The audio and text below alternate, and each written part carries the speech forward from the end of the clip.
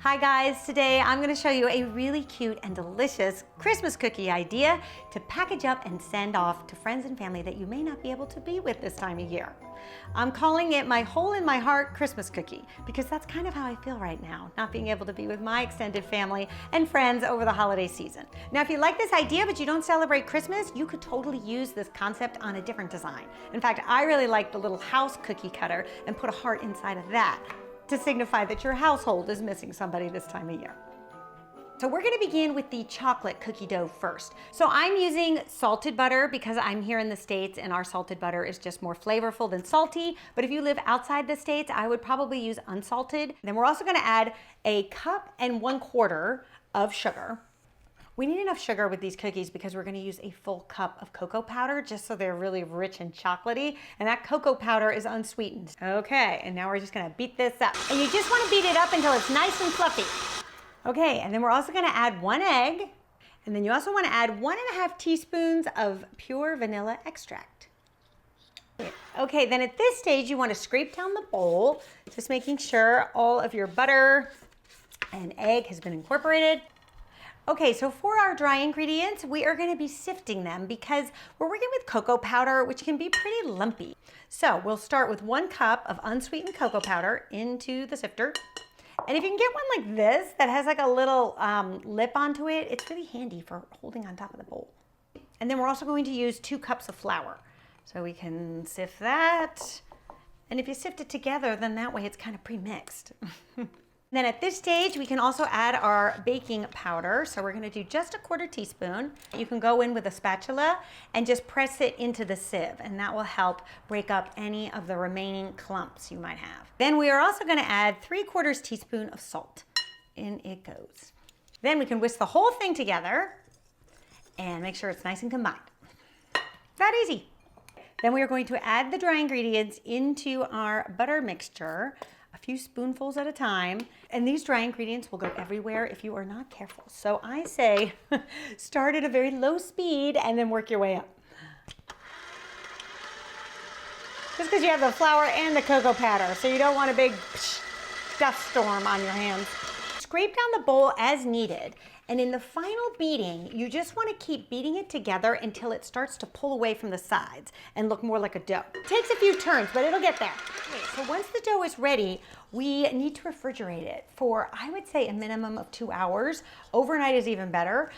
Okay, so what I like to do is split the dough in half because it makes a fair amount, and then that way you're keeping one dough refrigerated and rolling out the other. If you put it all into like one big parchment paper, then you have to roll the whole thing out, and I find that it starts to get to room temperature before you can cut all the cookies, and then you have to re-refrigerate it. So this way, I think splitting it in half or even quarters is the way to go.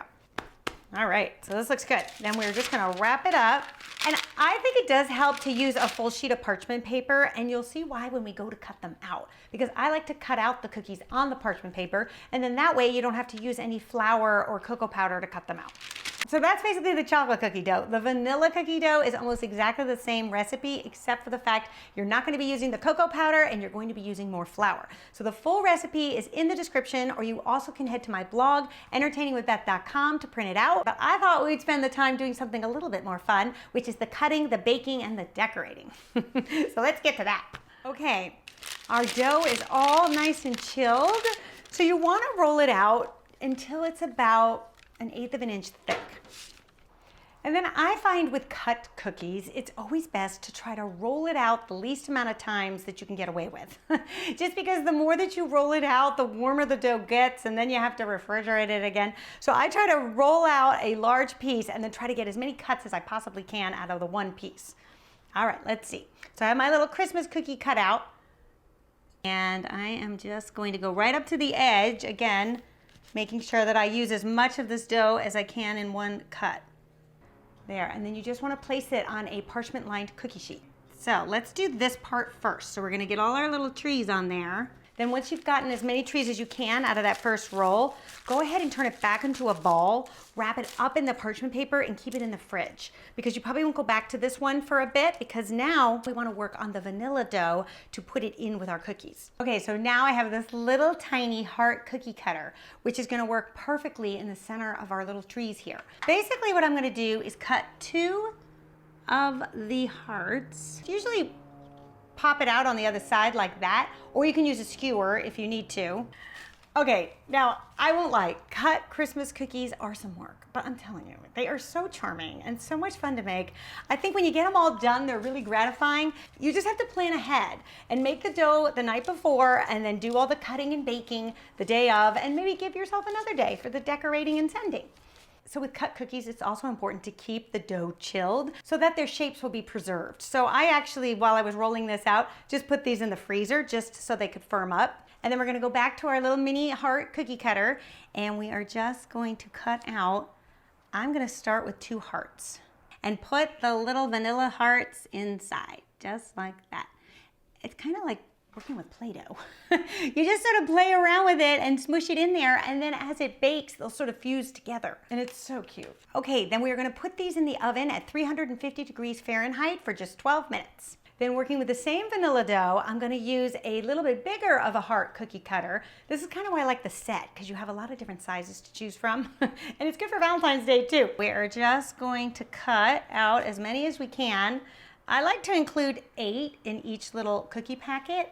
Now the thing with cut Christmas cookies is you really want to bake them according to their size. So these little hearts are smaller than the Christmas trees, so they're better off baking separately. Otherwise they would be done before the Christmas cookies would be done. Okay, then for the little house, I'm going to use this cookie cutter. See, it's just an outline of a house, but I think it's really cute, especially when we're going to cut out the heart inside. So I'm going to leave 2 of the hearts plain like this as little cutout silhouettes, and then I'm going to fill the other 2 hearts with the chocolate dough. So cute. Okay, and then we're gonna bake these at 350 degrees Fahrenheit for about 13 to 14 minutes. Now we're gonna make the larger hearts that we're gonna use as the coordinating cookies. And then these are also gonna go in at 350 degrees Fahrenheit for about 8 to 9 minutes, and then all of our cookies will be baked. Okay, so our cookies are all baked and ready to go. You can see our little Christmas trees are now fused with the hearts. To package our cookies up, I've chosen this really pretty red tin. Then I'm just gonna fill this with a little of this raffia. I think it helps protect the cookies if you're shipping them so that they don't rattle around. And it also just makes the tin look fuller and a little bit more generous. You're just gonna stack up your Christmas trees like that and pop them in one of these little plastic bags. Then I'm gonna fasten this with a little bit of baker's twine. And then we're gonna put the hearts in their own separate bag. Then we can put the lid on the tin. And see what nice clean edges the tin creates? I just love these tins. I think they're so great. And then I'm just gonna keep this real simple. I love the white grosgrain ribbon because to me it just, I don't know, sort of reminds me of snow. And then for a little classic touch, we're gonna add some faux evergreen. I just love the combination of faux evergreen, red and white. I think it's such a classic combination that's always in style. See how cute is that? I would love to get this. Okay, now for our gift tag. I love this little gift tag set that I found on Amazon because it comes with 3 different types of tags and they're in different motifs. So there's a little reindeer, there's a Christmas tree, and a snowflake. And then it also comes with the raffia tie. It also comes in red too, so you could choose to use the red. I actually buy both and then I mix and match throughout the season. And what's fun about it is, you see, it has just like a nice cutout. So it sort of works with the theme of our cookies. And then when it's hanging against the box, you kind of can see the red.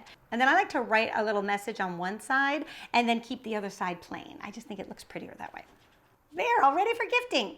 Okay, then for our little house cookies, I think something that's really festive but isn't so Christmassy would be more of like a winter theme. So for that, these boxes actually come in this beautiful rose gold. So I'm gonna be using those. And then for our baker's twine, I'm actually just gonna use the raffia that came in with the tags because hey, we have it anyway, right?